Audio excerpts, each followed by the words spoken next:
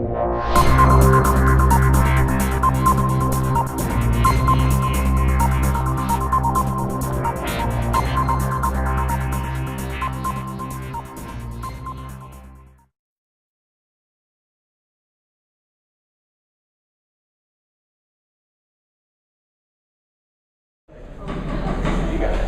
the committee of the whole meeting of the Board of Education to order.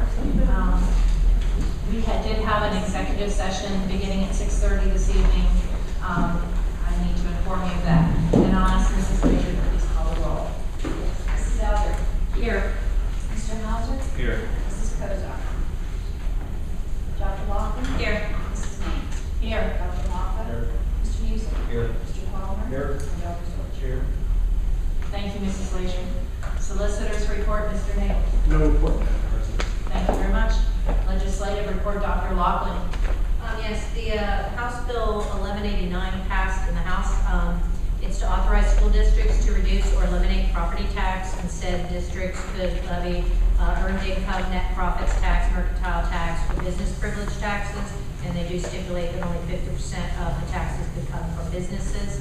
It'll now go to the Senate for consideration, but just to complicate things, it'll be part of a 4-bill package in the Senate instead of by itself, where it will be with 2 other bills that just amend the Constitution to allow that to happen, and one that amends Act 1, allowing schools to increase the taxes without the voter referendum. But again, it'd be increasing those other taxes, not property tax. Meanwhile, starting October 15th, a state Senate and House bill is coming up, which would eliminate property taxes, but instead of the taxes I mentioned before, it would be replacing them with higher income and sales tax. An online course bill passed that requires PE to establish a central clearinghouse of online courses and would require all public schools to offer their students the opportunity to participate in online courses. One that was not voted on yet, but it doesn't mean it didn't pass, they just didn't vote on, was a School Watch House Bill 1411, and it would be a bill that requires Department of Education to implement a searchable website called School Watch, which would detail various expenditures by the school districts. I also hear about a bill that passed the House, I believe, that would reduce charter school payments for school districts because of the double dipping for retirement. Did you hear anything about that? I guess it's going to be, it would be, it's not, it stands Or yet. is it just something in committee at this point? No, it passed the House, I believe, but I haven't heard anything about the Senate. Do you know what the number is? I can't remember offhand, but I'll bring the number. Okay, yeah, because I have one that, or thought I had one that passed there. Did you hear anything about that? I did. I didn't hear necessarily that it had passed, but maybe it has since I think it only passed the House the last I heard. I think it was 7%. Okay. Thank you, Dr. Laughlin. Under Education and Planning, the students, Adam and Emma Kate, will be with us at the regular meeting next week. There was an attachment with the enrollment report for Mr. Franca. Do you have any comment on that, Mr. Franca? No. Pretty much straightforward. It's good. We're going to have Mrs. Swigart, Dr. Tepper, Mr. Franca do the report on the school performance profile, and next week at the regular meeting we will hear about the comprehensive plans. Are you using this screen? yes, please try to use the screen.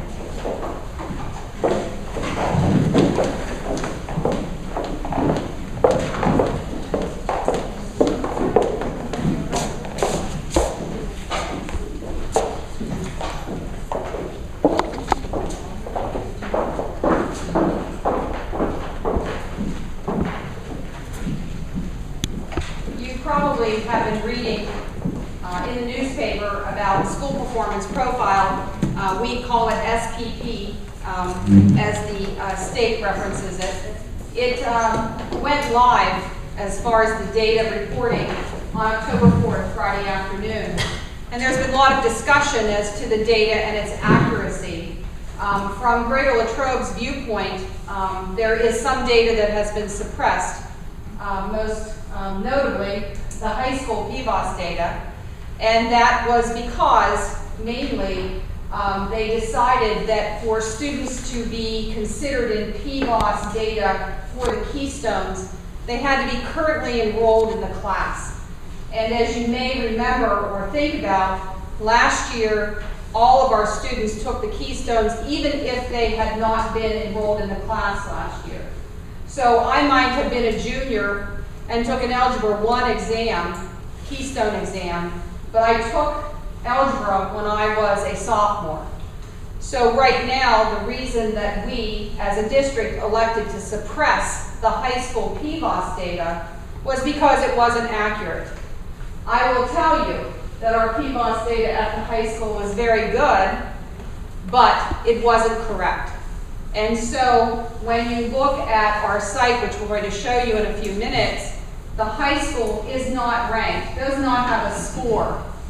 They will by January, because we are in the process of correcting that data to make sure that the only students who would be considered in PBOS, which is growth, meaning from one year to the next, or in this case, in a course, that they have to be currently enrolled. So just briefly, so to remind everybody where we are with this, School Performance Profile has actually been under construction for the last couple of years. And we all have used AYP, Annual Yearly Progress, with PSSAs when we have evaluated our progress a lot of times in comparison to other districts. AYP is gone. It is no longer the terms we're going to be using. School Performance Profile, or SPP, is how we will look at some of our scores and our progress. This is also a site that is available to anyone. That would mean, obviously, our community members, people who might be looking to move into a community. They can go on to this site and eventually will actually be able to pull comparisons from one district to another, from one county to another, from one side of the state to another. So there is that piece of it as well. School Performance Profile came about in place of AYP when the state of Pennsylvania made application to the federal level to waive No Child Left Behind. Last year, we talked about this briefly. There were 45 states who had applied and been approved for a waiver from No Child Left Behind. Pennsylvania had made application last year, and just recently, over the summer, was granted the waiver from the federal government. Part of that waiver is School Performance Profile.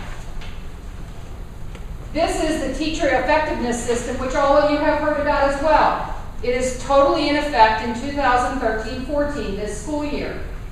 So we are implementing this evaluation process for all of our staff, either in a differentiated model or in a full-fledged observation, using Charlotte Danielson. And if you're an educator or someone who reads a lot about education, you probably have heard of Charlotte Danielson and her domains. But a piece of this, and if you can see it, and I apologize if you can't, that little blue area with the red arrow pointing towards it is SPP, meaning that as a teacher, 15% of your total evaluation process is going to be based on the School Performance Profile score.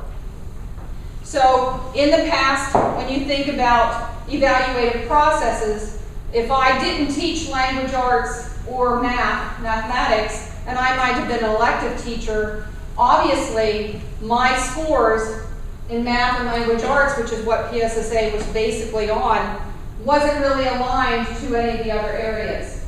So now 15% of a teacher's total evaluation is going to be the School Performance Profile, which is what this is referencing.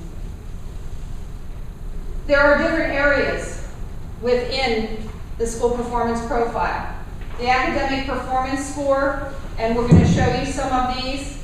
These are the schools that are actually ranked on this site. Elementary and secondary schools, charter schools, cyber charter schools, which we talked a lot about, as well as comprehensive career and technology centers. You're aware EWCTC is not a comprehensive center, and so the scores of the students who are at EWCTC that belong to Greater Latrobe, their scores are counted in our SPP score. These percents at the top of each one of these screens gives you the percent out of 100% that these indicators are equal. So when it says indicators of academic achievement, 40% of the total score are related to these. Percent proficient or advanced on the PSSAs, which everybody's familiar with, or the Keystone exams, which we now know there is no 11th grade PSSA any longer. Now it is the language arts, algebra 1, as well as biology Keystone exams. There is some talk and idea that there will be more Keystone exams developed, but at this point we haven't seen any of those. But there is talk of civics coming next. I believe civics is next, right? Percent competent or advanced on industry standards-based competency assessments. If you're familiar with EWCTC and the programs that they have there, they take NIMS testing or NOCTI testing. That all feeds into our school performance profile for the high school. Percent proficient or advanced on PSSA grade 3 reading. And grade 3 is specifically singled out because there is research that shows students who are proficient or advanced in grade 3 in reading have a far better opportunity moving forward in public schools, as well as the SAT and ACT college ready benchmarks. So that's 40% out of 100%. The next two 5% are closing what they call the achievement gap. And there is a formula for this. And every time I say this formula, I get it wrong. So Mr. Parente and Dr. Tepper over here, they will correct me if I get it wrong. But the first year, let's say we are 20% away from 100% proficiency. We have 6 years to close that achievement gap. And the way they do that is they take that 20% that you still need to grow, they divide it in half, and then they divide it by 6. And that's how much you need to improve annually. Did I do that correctly? Thank you. So the percent of gap closure, you can imagine every year you need to increase or improve, as we would say, on your proficiency in these areas. The second 5% is closing the achievement gap, but it is a different category of students, and these are the underperforming students. In the past, you probably heard administrators report about the number 40, and that was the key piece, that if you had over 40 students in any particular subgroup, they created a subgroup which could put you on the warning list if that subgroup did not make proficiency. That is gone, and now it is 11 or more students in all areas.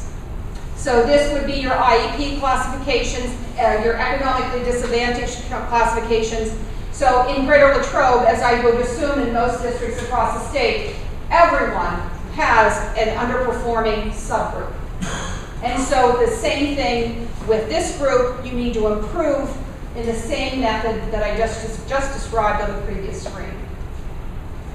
And the other 40% is indicators of academic growth. And this is the one that we've had lots of discussion about, and this is PVAS, Pennsylvania Value Added Assessment System. Education is great with acronyms, and we throw them all around all the time, but what this is talking about is the amount of growth that our students make in any academic year. Obviously, your ideal is to have a student grow minimally 1 year or more.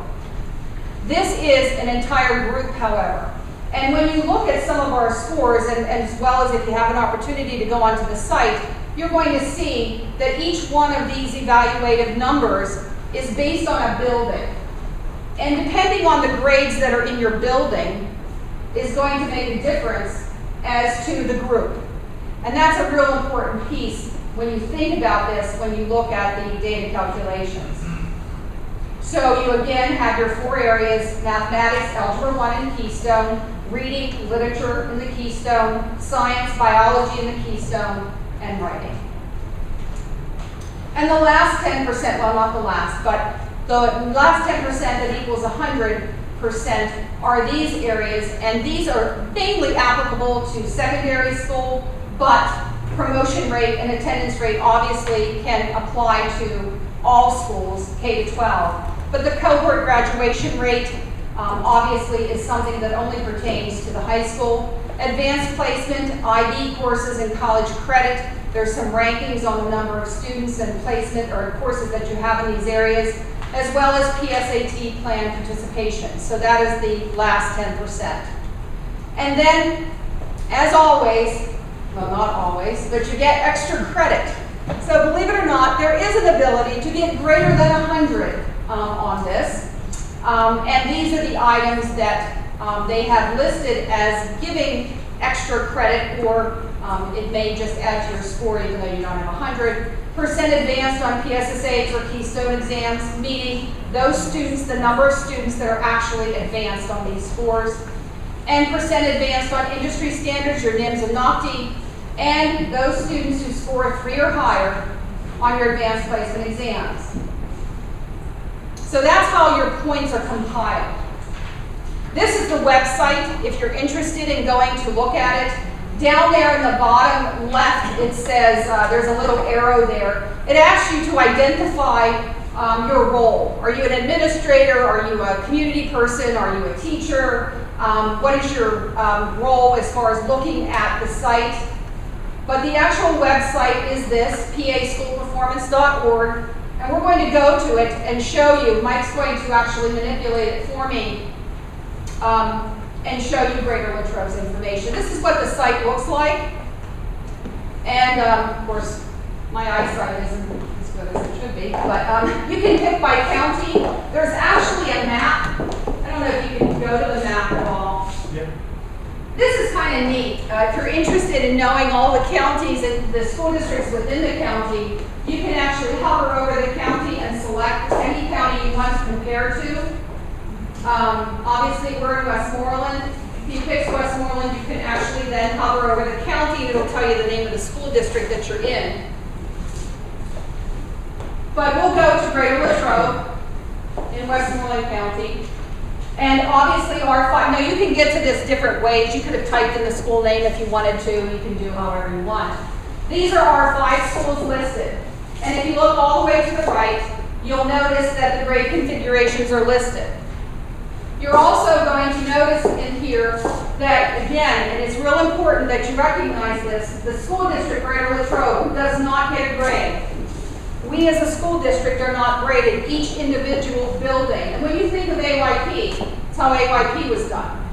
You know, you might have been warning or making progress, but it's individual. There are fast facts about each individual district. If you just want to go and find out how many students are in Greater Latrobe, or you want to know just general information about the school, whether it's I don't know, I can't see some of that information. I'm sorry. The percent enrollment by ethnicity.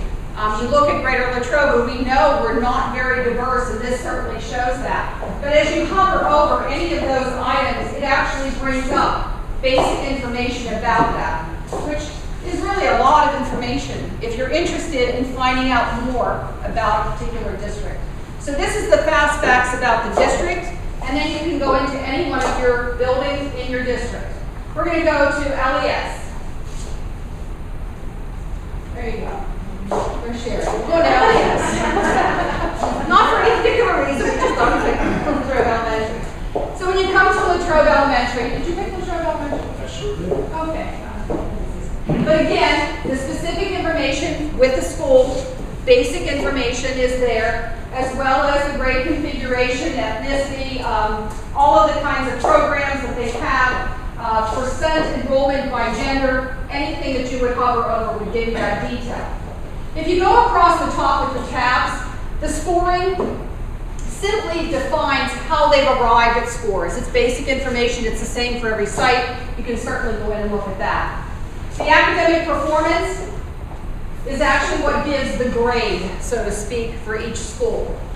It's very important that you spend some time, if you're going to go to this, and really look at the information, because it gives a lot of very good information for someone from the public, as well as a teacher and administrator who's working in that building to understand where we do well and where we might have some needs. The little blocks to the right kind of indicate, and I think this was strategic, the grading scale is 90 to 100, 80 to 89, which is your standard 90, 80, 70, 60. And there's little figures that indicate if you fall within the 90 to 100 range or the 80 to 89. LES's overall score is a 93. Now the thing you need to realize and make yourself aware is that this year there has been some items that are not reported. So as I referenced before, it's out of 100 points. Well, we don't have 100 points this year. So there's going to be some NAs on the right, not applicable. Next year, those will be populated, as well as promotion rate should be populated in January. They felt they had an error with promotion rate, so they took it out. So the information that is here is what is available at this point. It's the PBOS data, as well as the academic achievement data, which consists of 80 points. So for the elementary buildings, there is a significant number of points that makes arrive at the 93. It makes them arrive at the 93. Now, if you want to know even more information, and I'm not sure how many of you would, but if you go to the bottom of the page, you can actually view how the calculation was made. And really, it's important sometimes to look at this because it gives you the weighting factor. It helps you to understand how they arrived at that number of points. And it really is, it's a great mathematics problem, I think, for the elementary buildings as well as the secondary, that students go in and figure out if it's accurate or not. And in these, just as in before, you can look specifically at the scores, figure out is it math, science, reading, where the score is good, where we need to make some improvements. But that's the site. If you go back, the three elementaries all are very similar here at Greater Latrobe. Bagley Elementary School has a 95, I believe. Same thing. Now, if you go to the compare site, okay, this is Bagley, looks the same as LES, only they had a 93. You go across and you go to the compare tab, this is what is not available yet. And I believe the reason that it's not is what I described at the beginning, how some of the data was suppressed. And they don't want to start comparing districts when some districts have some data and some don't. So until January, I believe, when it's refreshed and all that data is back, then you will be able to go on to this and actually do a comparison from district to district, county to county, etc. So you will not see anything there no matter what district you're in or what building you're in. Okay? And the last tab is school supports. And really, if you click on any one of these, it talks about specifics within that building that are available. And again, that's a wealth of information, especially if you have a child or you have some interest in those particular buildings. So if you go out of here, you go to Mountain View. Mountain View, I think, has the same score, a 95, as Bagley. So overall, we believe that our elementary schools, and it's a credit to the administration and the teachers in those buildings and our community and parents, really have worked very hard. And the key with this, for me, when I look at it, is the PBOS data, because that is what shows the growth.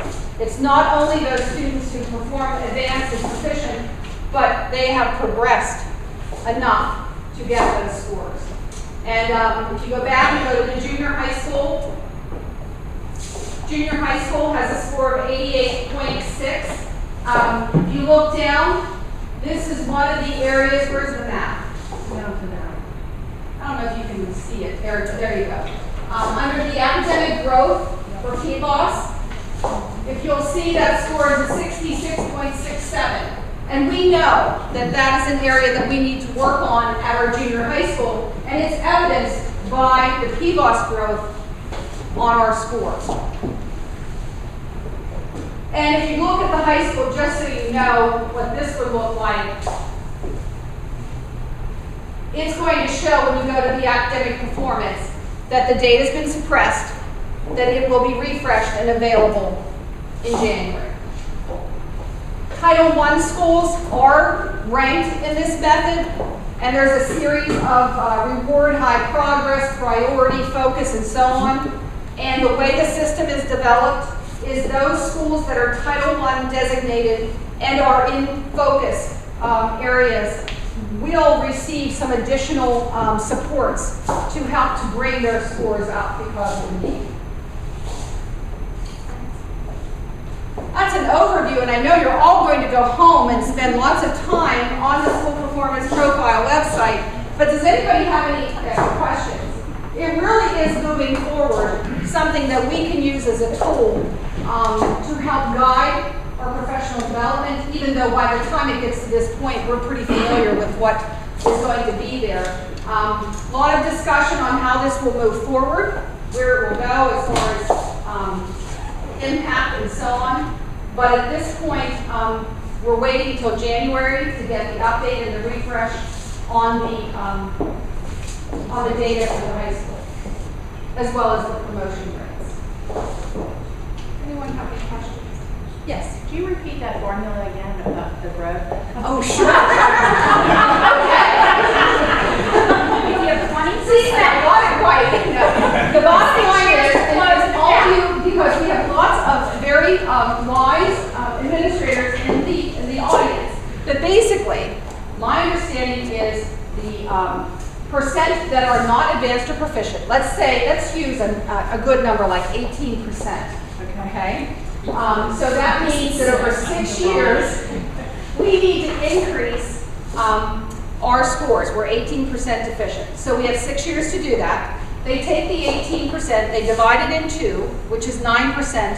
Then they divide it by 6 years, which would be 1.5. So every year, we would need to increase our scores by 1.5%. Now the question always asked is, what if we increase by 3% one year? Do we have to do an additional 1.5? What was the answer to that? No. So you basically have to close the achievement gap half during a 6-year period. It's quite interesting. How they came up with that formula, I don't know. Was that correct, Mr. LaCassia? Yeah, the only thing I added was, the only thing I said was, you said that that's the performance they have. No, I assume you said right now. Yeah, right. Well, we may, like 3 years from now, they may change the rules. Right. So they're still sticking with 100% proficient in advanced. But you need to know that districts are not going to be labeled in warning. If you recall last year, for instance, the high school was in warning, okay, with AYP. Our high school is not a Title I designated school, so no longer will a non-Title I designated school be leveled. Okay? They're going to provide you the information, and us as a school district, you as community members and parents will be able to look at that, but we're not going to be listed in warning and so on. I think the purpose of the grading scale, the 98, 70, 60, you're looking at your score and you're below 60, I think the equation is, you do have some work to do. Technically you're failing, but they're not designating it as such any longer. But if you look at Title I schools, which Bagley and LES are, you'll see, it'll say Title I non-designated or something of that, which were reward high progress, I think. Is that correct? Reward high progress? Yeah, it's reward high progress, high achievement, or on the other end, you're a focus or priority. And it's basically what that is, are your top 5% of Title I schools and your bottom 5% of Title I schools. If you're not in that top 5 or you're not in that bottom 5, you get your Title I school, you get no designation. Any other questions?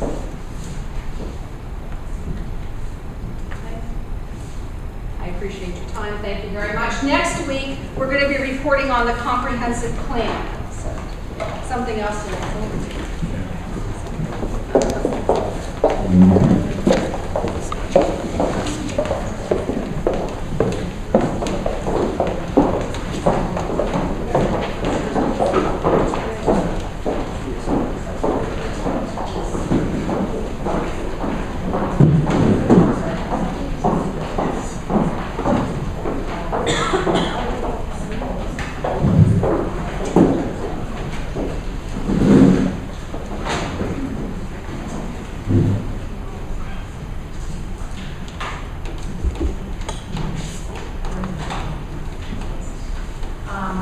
moving along with the agenda then, item D under education and planning, the curriculum committee minutes, the curriculum committee met on September the 17th, and the minutes are attached, and I think they're very self-explanatory, but please read them, and if you have any questions, let us know.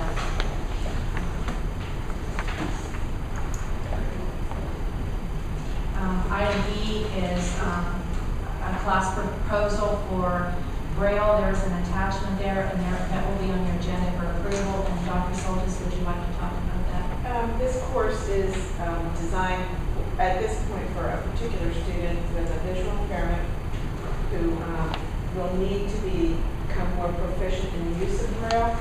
It is by invitation. It's offered by the vision support teacher who comes into our school district. It's a half a credit because she'll work with him every other day on Braille while she works with him with his technology on the other days. So that course would need to be approved at the board level. And Yeah, we'd like to see him get a half a credit for the work that he's putting forth.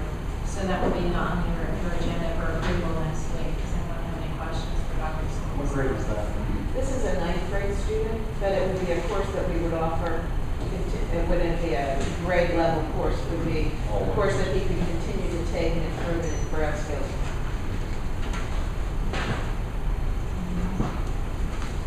Okay, item F, there's quite an extensive list of out-of-state field trips on your agenda to be approved for next week.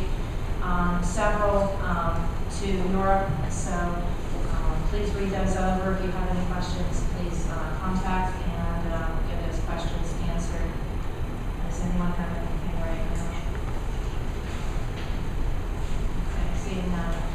We will also be asked to approve a therapy source incorporated with contract for services, and Dr. Soltis, would you like to explain that one? I have a 7th grader that has been instructed in the home almost since early intervention with significant health, academic, cognitive needs. And Therapy Source provides the occupational physical therapy in the home. Okay, thank you.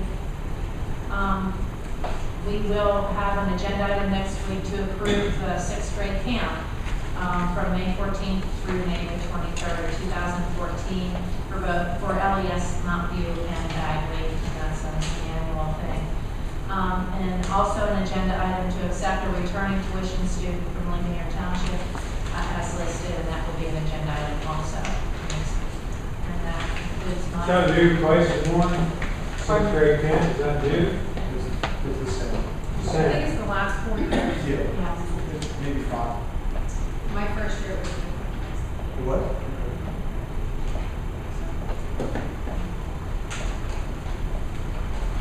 Anyone else have a question? Okay, that concludes my part of the agenda, and I'll turn it over to Mrs. Oliver Finance. Thank you. You have attachments for the treasurer's report, the bills and budgetary transfers. Look at those. The Act 1 timeline is almost the same. There are a few days difference here and there, but it depends on the time after the election. So, but most of you are familiar with what happens with the Act 1 timeline. But the index is a little bit different. Do you want to say something about that? Sure, and if I might just, I'll summarize the timeline real quickly for you, because there's a long, it's about 3-page report. But we have to decide by January 30th, if we are going to adopt a resolution stating that we will stay within the index. We've done that the past several years. Last year we had to do it by January 31st. This year it's January 30th. And as Mrs. Zeller mentioned, it's sort of a timeline back from the primary election date. So as that changes, so does your Act 1 timeline. So we have to make a decision on that by January 30th. If we choose not to adopt a resolution, we have to adopt a preliminary budget by February 19th. If we want to file for exceptions, of which there are 3, the special education, retirement, and then there's also debt service.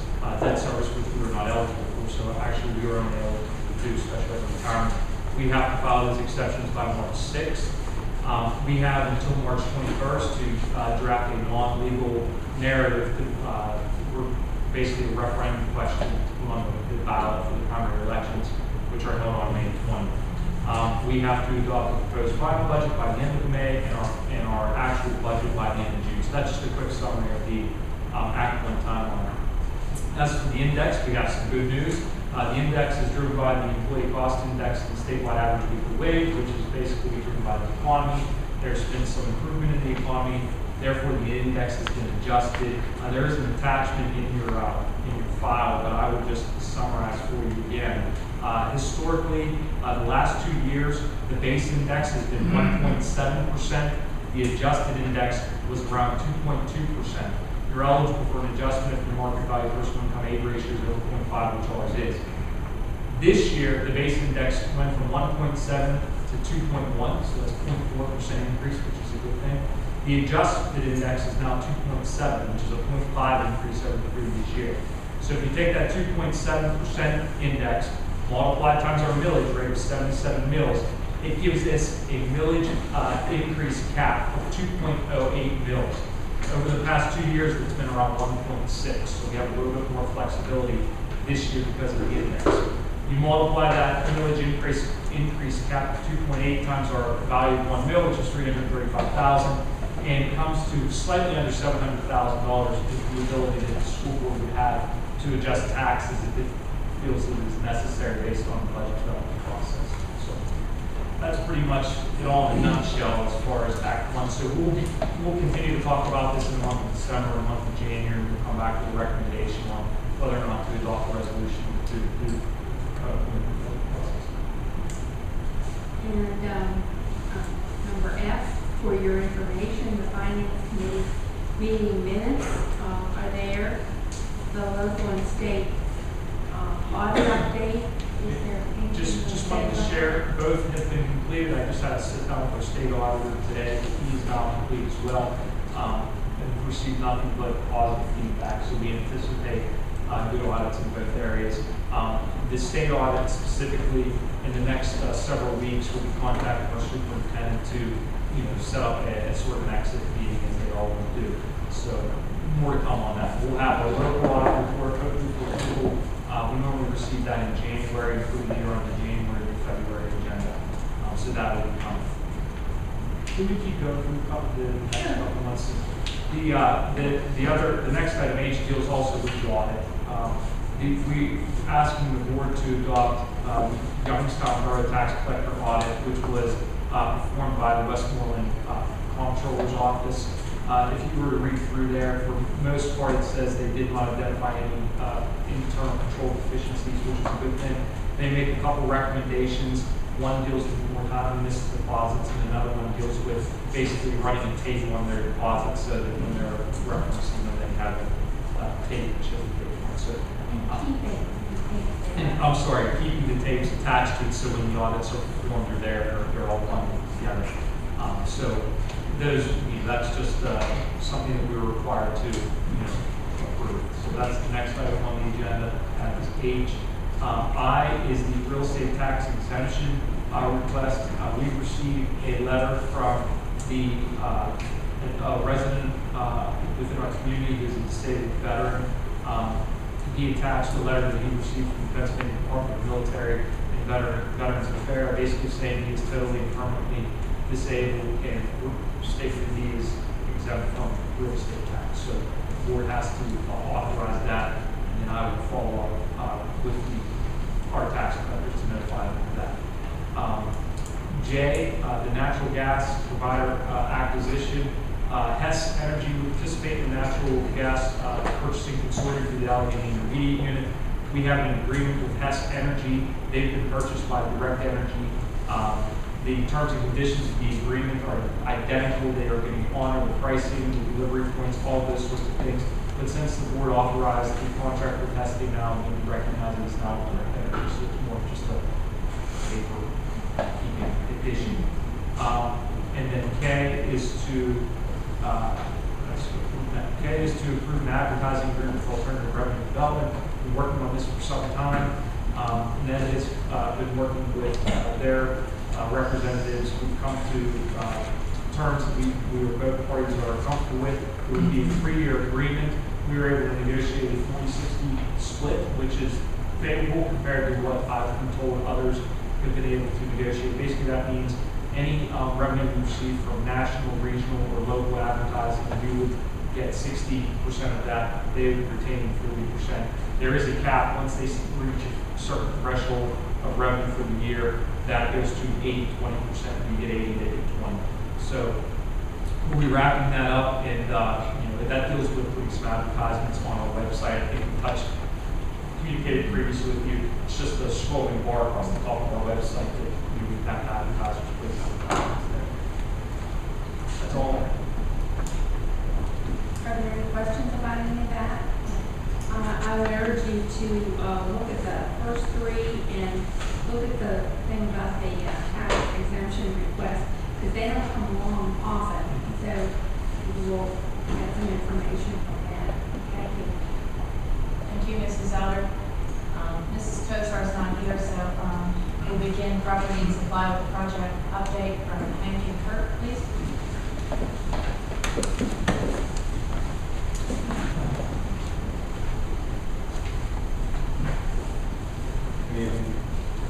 We finally got a break in the weather. September was very, very productive as far as your building is concerned. To date, if you haven't come to any of the events we had last week on the synthetic turf field, brick veneer is going up rather quickly. The tennis storage building is complete. The restrooms are complete. The press box area, about 50% of your field house lower level is complete. And the upper level kind of clear story windows for the field house are also complete. I foresee them being complete with all brick veneer and a decorative CMU by the end of the month. So that's been going very well. Also, your roofs are going up. Trusses are nearly complete. The field house, I believe, was wrapped up yesterday and today. The sheeting's going on. Metal roofing will start later in the month. But it is coming together as far as the roof structure and actually seeing things kind of take shape and form. Also, the tennis storage building is complete as far as roof trusses. Again, same kind of items, the press box, restrooms, the field house are also complete. All your paving for your front parking lot, your tennis storage area to kind of drive down towards the football field. The junior high additional parking is complete, striped and ready to go. The tennis court is complete. So as of, I believe last Thursday, your district's been utilizing your tennis court. The netting, the painting, the striping, the fencing, all that is complete and ready to go. UMTAs continue to provide oversight of your plumber, contractor, WG Tomco, their operation of the site sanitary line. I believe I've not got a full update on the testing and closeout on that, but as far as the oversight, I believe it is complete as well. It's good to start seeing things more complete. We're roughly about 73% complete with the project as overall kind of schedule-wise. Again, electrician and the HVAC contractor are proceeding as well. And your bleachers are near completion and should be complete in about 14 days. We had half of them open up for spectators this past week. I did voice some questions as far as why couldn't they access it from above. It will be accessed from above in the future just because the press box is not being complete. We had people enter from the track level as opposed to kind of the press box area. So it's good that things are being done very smoothly as far as September is so far. As always, I've given you images showing kind of views in the months change and no longer looking at dirt and site work. It's seeing, again, things coming together. Your football field and track are 100% complete with painting and the track surface as well. I know it was kind of a thing that was outstanding there for a while, but it was striped within the last week or so. I think it turned out very nicely for that. As always, I kind of give you a schedule breakdown of a list of things to be kind of looking for this month. Brickwork, roof framing, doors, windows, all your china, rough ends, all this should be happening this month as far as construction is ongoing. And as always, the kind of project cost summary. Your general contractor, Gertner & Sons, roughly 62% of contract completion as far as our billing. Custom contractor and site contractor is about 85% complete. Granite is at roughly 50%. Tomco, the plumber, is at 62%. Electrical contractor Allegheny is about 72%. So overall, and your bleachers are 97% complete. So overall, like I said, about 73% complete. Billing corresponds to that. No more surprises for us change orders this month. We do have some things in the works, but as far as the month of September, nothing came about. So September was a very good month. We're rapidly getting to our completion date at the first of the year. I don't foresee any issues with that at this time. We'll keep moving forward and get your buildings here for spring sports. And light poles at the baseball field are put as well. So it's, if you haven't been back there this past month, the last couple of weeks, please do so. Stop by my office.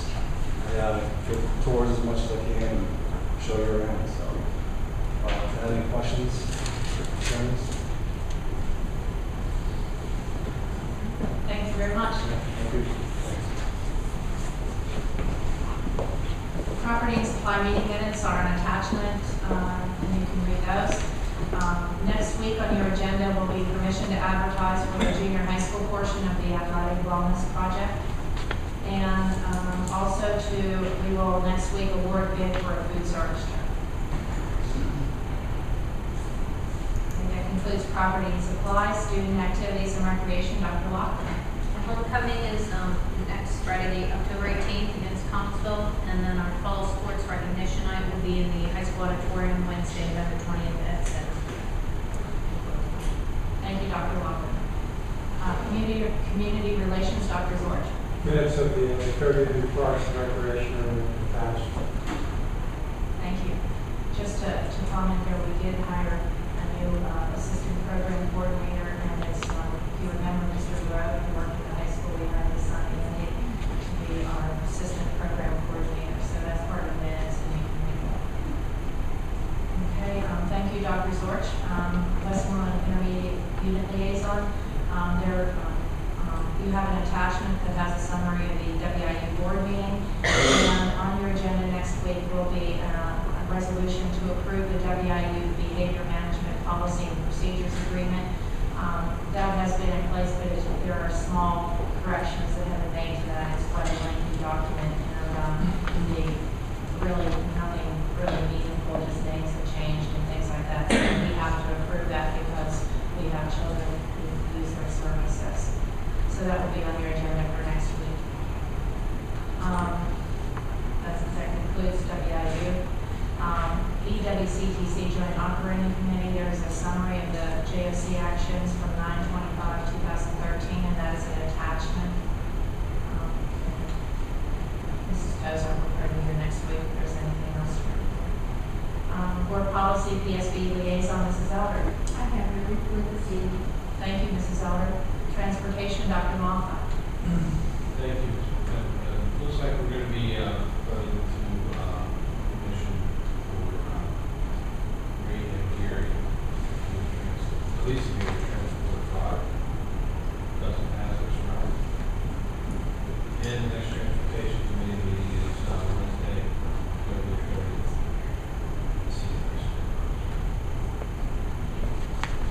Thank you, Dr. Moffat. Technology, Mr. Palmer. Thank you, Madam President. We had a tech meeting this evening at 6 o'clock here at the CTC, and then we will attach those meeting notes for next week's meeting. And our next technology meeting is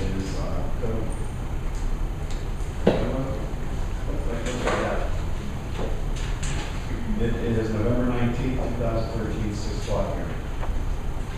Thank you. Superintendent's recommendations, Mrs. Sweater. Next week, we will ask the board to approve a recommendation for the Spanish full-time position at the senior high school.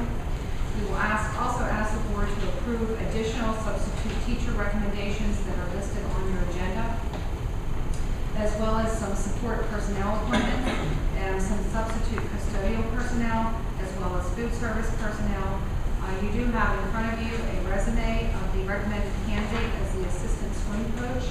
It's Shelby Eventhal. Hope I didn't say that incorrectly.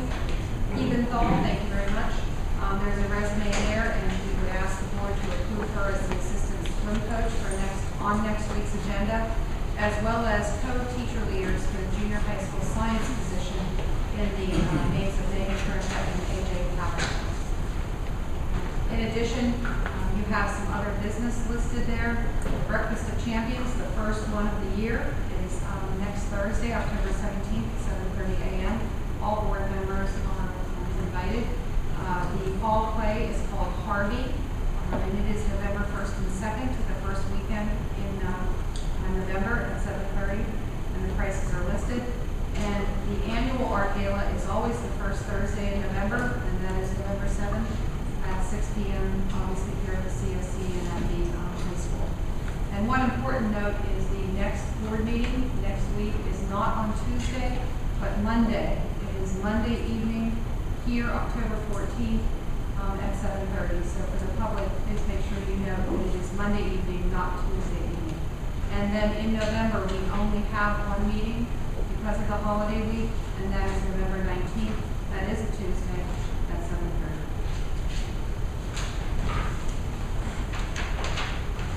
The December meetings are listed after that. Anything else to come before the board this evening? Okay, we are adjourned. Thank you for your time.